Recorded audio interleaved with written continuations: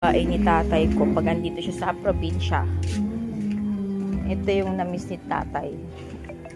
Tanan! Di ba? Na-miss siya ni tatay. Wala kasi yan sa Manila. Tapos, ako, mga ilang araw. Di ba yan? Nabilinis niya agad. Ang bilis niya linisin yung mga damo. Sambuan din yata siya sa Manila. Oh, ang taas ng mga damo ngayon dito.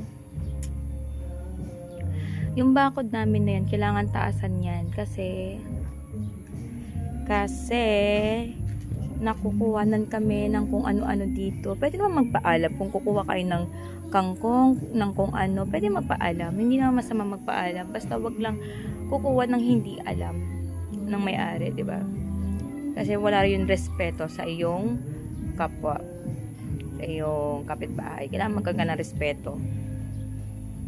Ay magdadamo kami. Bukas na lang siguro. Happy Mother's Day!